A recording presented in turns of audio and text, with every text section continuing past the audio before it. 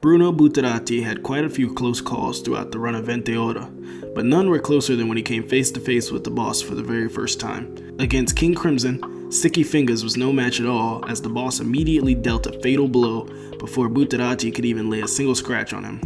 Bruno, still attempting to fight with a will to press on that even the boss himself compliments, is dealt yet another fatal blow, this time rupturing his heart. Still, Bucciarati keeps going, and with his final bit of energy and some help with Giorno, Bruno is able to escape with Trish.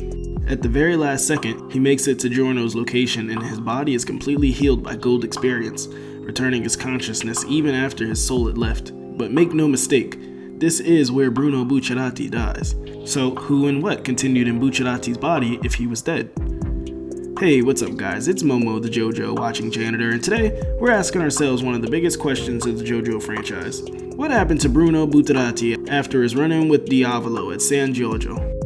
I've been real excited about doing this one ever since I started this channel, as it was the one that always intrigued me, but I never fully comprehended during my first reading. But I'm hyped to get back into this, so I won't hold you guys any longer. You clicked on Bruno's face, so let's get back to the video.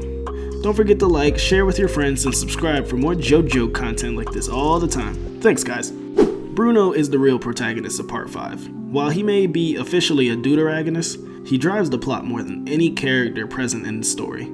This isn't to say that Giorno is useless, in fact, I'm one of the 7 people that like him, but the reason that Bucciarati is the main character is because at the end of the day, this is his story. He has a much more personal stake in the plot. He makes most of the decisions that the main cast ends up taking, and he gets far and away more focused on his personal struggles and history by a long shot compared to every other character.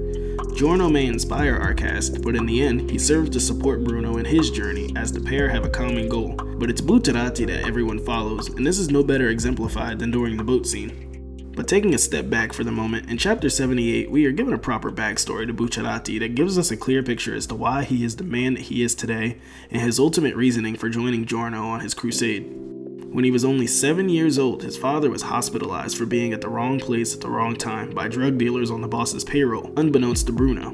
Because of this situation, his father had a target painted on his back, so he was forced to join the boss's gang in order to gain protection for his father. But once he learned the truth of what happened to his dad, Bruno felt extremely betrayed, wanting nothing more than revenge against the boss. After joining Giorno and gaining the boss's complete trust, Bucciarati was finally in a position to sweep the rug from underneath the boss and discover his true identity as Diavolo. For a brief moment at the end of their assignment, Bruno considered that the boss may possibly have nothing but good intentions, and he almost appeared as though he intended to carry out the mission without further intent. But when the boss ambushes Bruno and Trish on the elevator to the top of the belfry, Bucciarati is reminded of what and why his original mission was what it was. And we see that in this moment, Bruno is filled with so much rage and resolve that his plan is no longer to reveal the boss's identity, rather to outright kill him right then and there for betraying his heart not once, but twice.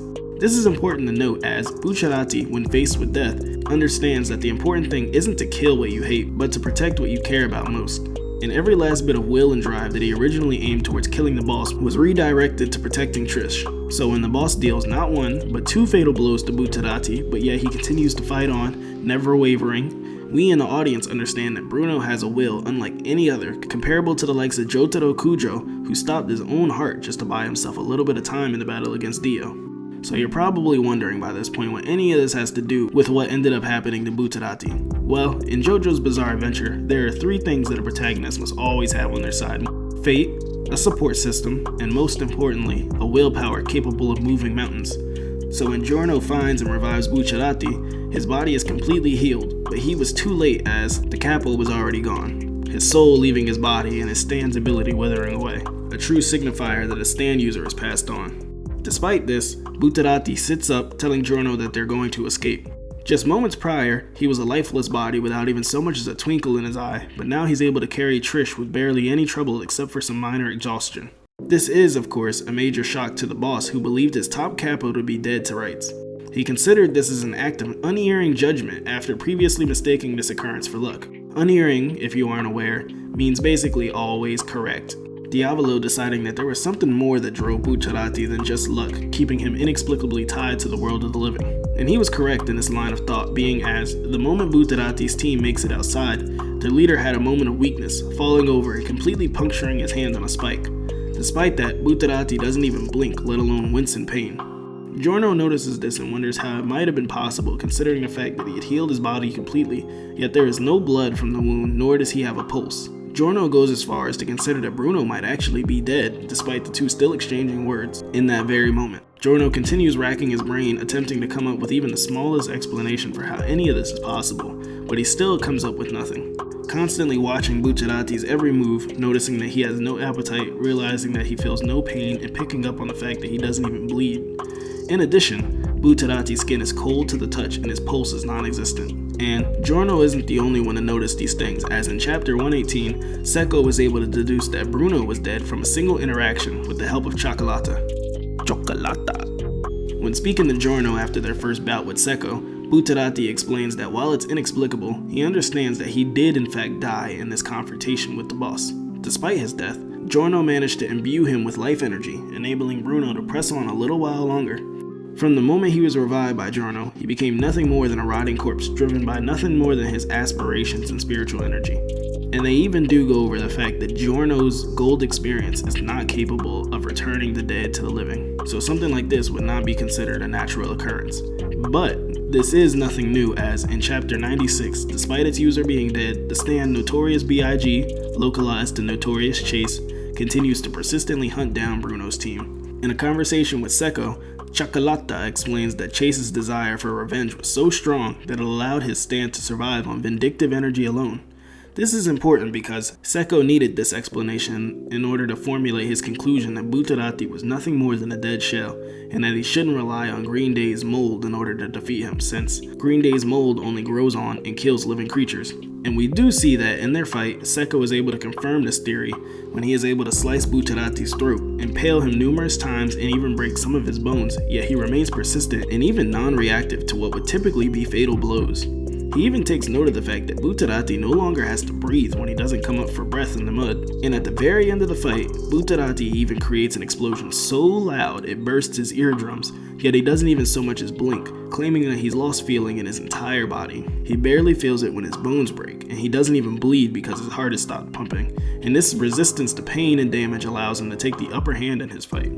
Despite the immunity to pain and fatal bodily damage, Bucciarati's body doesn't hold up forever, and even begins to give out on him almost completely as he loses his strength, making him unable to walk without assistance. His ears were ruptured in his fight with Secco, his eyesight is reduced to a blur, so the only thing that he can see and hear are spiritual energies of the people around him, but he cannot perceive anything within the realm of the living.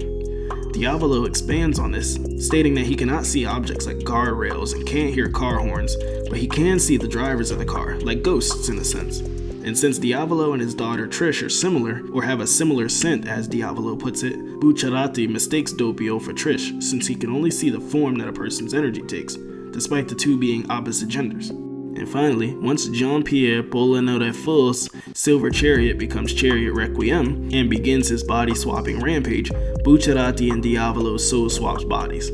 This confirms that Bruno still has his soul, but he remained on a ticking time clock as his body continued to decay until completely giving out on him. We are shown that due to the boss having two personalities, Diavolo had the ability for his soul to come and go, and he even leaves Doppio behind in Bruno's rotting body, stating that it was too dangerous to remain there. And this is proven to be the case when Doppio awakens in Bruno's body, and our protagonists notice and perceive him as an immediate threat, culminating in Mista immediately attacking him with his stand, killing the boy as well as putting a final end to Bucciarati's body. And this is important as, while Bucciarati may remain in the world of the living in Diavolo's body, once he undoes Requiem's ability by defeating it, everyone's soul returns to their original host, yet Bucciarati's body is dead, leaving his soul with nowhere to go but to the other side, finally bringing him to the end of his journey as we watch his soul rise into the clouds and disappear, the definitive sign that a stand user is passed on. But yeah, that's Bucciarati. This is one of those story beats that is so heavily emphasized and essential for the growth of our characters and the decisions that they make, and even used to their advantage during crucial battles, yet an explanation for the events is never outright stated to the reader.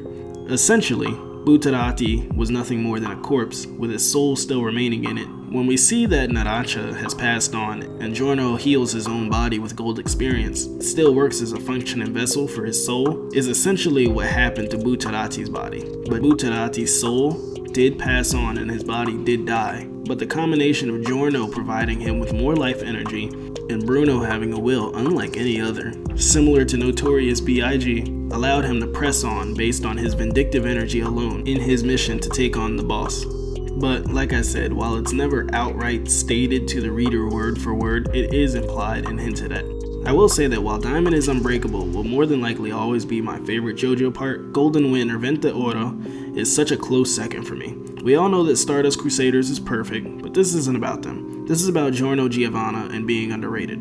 I swear you guys are gonna kill me for that one. But thanks for watching. I hope you enjoyed. If you did, why not consider leaving a like and subscribing for more JoJo content like this all the time, because we're on the road to 500 subs, baby. Also, why not share it with your friends as well as your enemies if you hated it. Let me know in the comments down below what you think is the best JoJo part. I'm seriously curious. I'm looking forward to the discussion that you guys are gonna bring. Also, let me know down below what you think is something that needs to be explained more in depth in the JoJo franchise. Don't forget to check out my other 2 JoJo videos. Link to those in the description. But again, thanks for watching. I'm out. Holla!